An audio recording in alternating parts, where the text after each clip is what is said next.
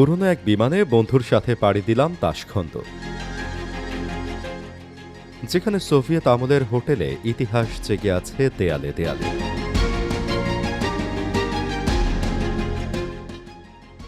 ঘোড়ার পিঠে বসে আমির তিমুর যেন এখনও চোখ রাখেন নিচের গড়া এই শহরের দিকে।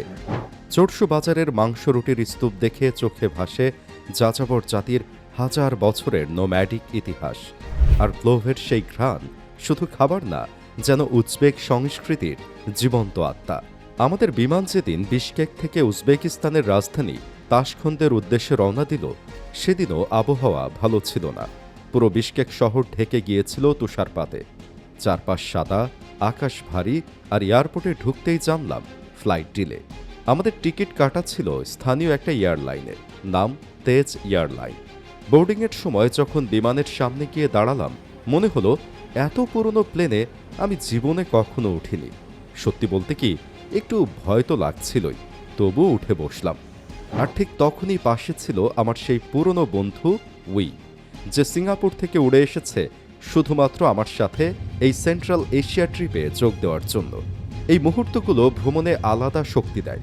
দূর দেশ থেকে বন্ধু এসে পাশে দাঁড়ানো।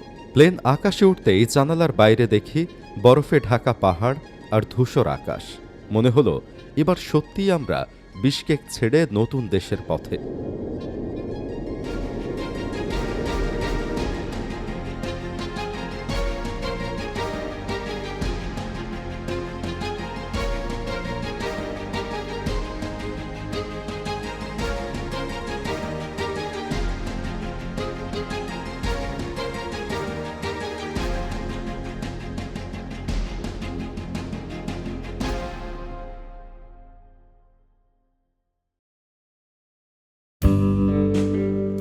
কিছুক্ষণ পর প্লেন ল্যান্ড করল উজবেকিস্তানের রাজধানী তাশখন্দে। এয়ারপোর্ট থেকে বের হয়েই ট্যাক্সি নিয়ে সোজা চলে গেলাম আমাদের হোটেলে। হোটেলের নাম হোটেল উজবেকিস্তান। এই হোটেলটা নিজেই একটা ইতিহাস। সোভিয়েত আমলে তৈরি এই বিশাল ভবনটা তাশখন্দের একদম কেন্দ্রস্থলে অবস্থিত। বাইরে থেকে দেখলে বুঝবেন পুরোটা সোভিয়েত আর্কিটেকচার। ভারী কংক্রিট কাঠামো, জ্যামিতিক ডিজাইন, বিশাল জানালা।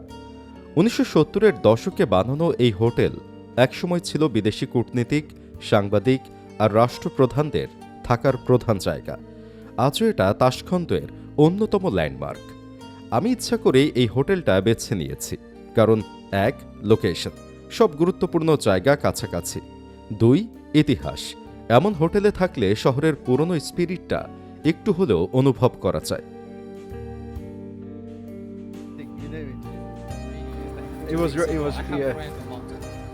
চেক ইন করার পর কিছুক্ষণ অপেক্ষা করছিলাম আমাদের লোকাল গাইডের জন্য।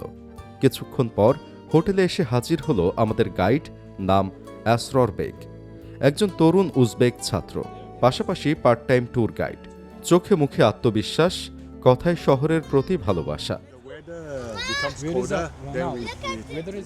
প্রথমে সে আমাদের নিয়ে গেল তাশখন্দের সবচেয়ে জনপ্রিয় জায়গায়, আমির তিমুর স্কোয়ার।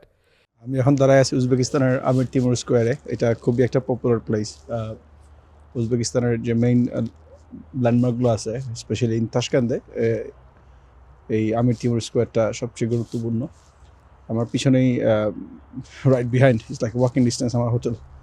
সো জাস্ট হেঁটে চলে আসা গেছে এখান থেকে। এই স্কোয়ারটা শুধু একটা পার্ক না, এটা উজবেক জাতীয় গর্বের কেন্দ্র। মাঝখানে ঘোড়ার পিঠে বসা বিশাল ভাস্কর্য। এই মানুষটাই আমির তিমুর, যাকে পশ্চিমা বিশ্ব চেনে তামার লেন নামে। 1400 শতকের এই যোদ্ধা মধ্য এশিয়া থেকে শুরু করে পারস্য, ভারত পর্যন্ত বিশাল সাম্রাজ্য গড়েছিলেন। তার রাজধানী ছিল সমরকন্দ। আজকের উজবেকিস্তানে তাকে দেখা হয় জাতীয় নায়ক হিসেবে, রাষ্ট্র নির্মাতা, সংস্কৃতির পৃষ্ঠপোষক। স্কোয়ারের চারপাশে আধুনিক বিল্ডিং, বিশ্ববিদ্যালয়, হোটেল, পুরনো ইতিহাস আর নতুন শহর এখানে একসাথে দাঁড়িয়ে। আমির তিমুর স্কোয়ার থেকেই আমরা হেঁটে গেলাম ওয়ার মেমোরিয়াল ভিজিটর সেন্টারে। এই জায়গাটা দ্বিতীয় বিশ্বযুদ্ধে অংশ নেওয়া উজবেক সৈন্যদের স্মরণে তৈরি। ভেতরে ঢুকলে ছবি, নথি, পুরনো ইউনিফর্ম সব কিছু সাজানো আছে। বাইরে একটা মূর্তি, এক মা দাঁড়িয়ে আছেন, তার ছেলে যুদ্ধে গেছে। এই ভাস্কর্যটা খুব নীরবে যুদ্ধের কষ্টটা বলে দেয়। আমার পিছিয়ে যেটা দেখতে পাচ্ছেন সেটা হচ্ছে মেমোরিয়াল স্কোয়ার উজবেকিস্তানে যারা স্বাধীনতার জন্য জীবন দিছে তাদের জন্য এটা বানানো হয়েছে। এই যে গ্যাসটা বের হচ্ছে আগুনটা, এটা সবসময় হয়ে থাকে। তারপর গেলাম ইন্ডিপেন্ডেন্স স্কোয়ারে। এই স্কোয়ারটা উজবেকিস্তানের স্বাধীনতার প্রতীক। সোভিয়েত পতনের পর এখানে স্বাধীনতার ঘোষণা হয়েছিল। আজ এখানে আছে বিশাল পতাকা, স্মৃতিস্তম্ভ, সরকারি ভবন। জাতীয় দিবস, সামরিক প্যারেড, সব বড় অনুষ্ঠান এখানেই হয়। আমি দাঁড়িয়ে শুধু মানুষ দেখছিলাম, ভাবছিলাম একটা দেশের আত্মা বোঝা চায় তার স্কোয়ারে দাঁড়িয়ে। তারপর গেলাম তাশখন্দের সবচেয়ে বিখ্যাত বাজার চোরসু বাজারে। এই বাজারের ইতিহাস সিল্ক রোড পর্যন্ত গিয়ে ঠেকে। শত শত বছর ধরে এখানে কাফেলা থামত, ব্যবসা হতো। আজকের বিশাল নীল গম্বুজওয়ালা ভবনটা সোভিয়েত আমলে তৈরি, কিন্তু বাজারের আত্মা হাজার বছরের পুরনো। ভেতরে ঢুকলেই রং আর গন্ধের বিস্ফোরণ। মশলা, ফল, শুকনো ফল, মধু, বাদাম, রুটি, মাংস সব এক জায়গায়। এখানেই বুঝলাম উজবেক খাবারের বৈচিত্র্য। চোরসু বাজারে ঢুকেই যেটা সবচেয়ে চোখে পড়েছিল, সারি সারি মাংসের দোকান। গরু, ভেড়া, ঘোড়া বড় বড় কাঠ করে ঝুলছে, পাশে বিশাল বিশাল গোল নান রুটি। তখনই আমার মাথায় প্রশ্নটা এলো, উজবেকরা এত মাংস আর রুটি কেন খায়? এর উত্তরটা লুকিয়ে আছে তাদের ইতিহাসে। মধ্য এশিয়ার মানুষ মূলত নোম্যাডিক, মানে যাযাবর জাতি। শত শত বছর ধরে এরা ঘোড়া, ভেড়া আর গরু নিয়ে এক জায়গা থেকে আরেক জায়গায় ঘুরে বেড়িয়েছে। স্থায়ী কৃষিকাজ করার সুযোগ কম ছিল। চারদিকে ছিল বিশাল বিশাল স্টেপল্যান্ড, ঘাসে ভরা প্রান্তর, কিন্তু ফলানো জমি নয়। এই পরিবেশে সবচেয়ে সহজ ছিল পশুপালন। আর পশুপালন মানেই মাংস, দুধ, দই, মাখন। ফসল ফলানোর মতো নদী বা উর্বর জমি ছিল না অনেক জায়গায়, কিন্তু পশু ছিল। তাই প্রোটিনের প্রধান উৎস হয়ে ওঠে মাংস। আজও উজবেক খাবারে ভেড়ার মাংস সবচেয়ে জনপ্রিয়, কারণ ভেড়া সহজে টিকে থাকে শুষ্ক আবহাওয়ায়। আর রুটি এখানে শুধু খাবার না, রুটি সংস্কৃতি। উজবেক নান রুটি বানানো হয় এমনভাবে যাতে সেটা অনেক দিন ভালো থাকে। মোটা, শক্ত, মাঝখানে ডিজাইন করা, কারণ আগে যাযাবররা দিনের পর দিন সফরে থাকত। নরম রুটি নয়, দরকার ছিল এমন খাবার যা ব্যাগে ভরে রাখা যায়, ঠান্ডায় জমে না যায়, সহজে নষ্ট না হয়। এজন্যই তাদের রুটি এত ভারী আর শক্ত।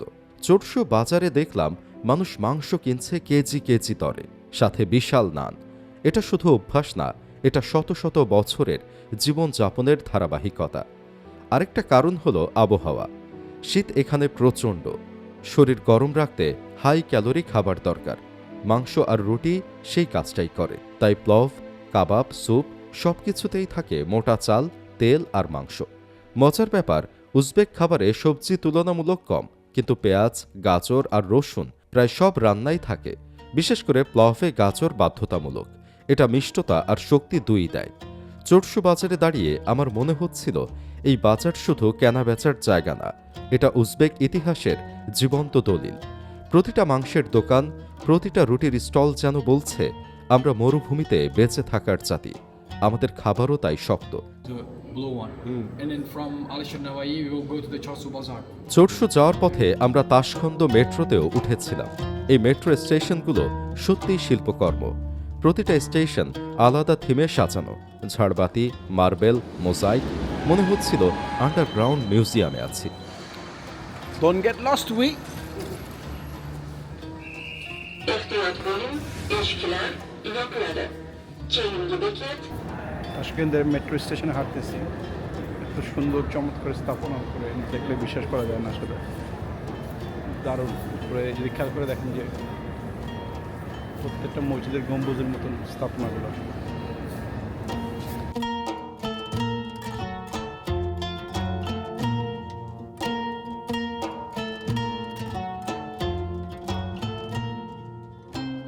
দিনের শেষে আমরা ক্লান্ত।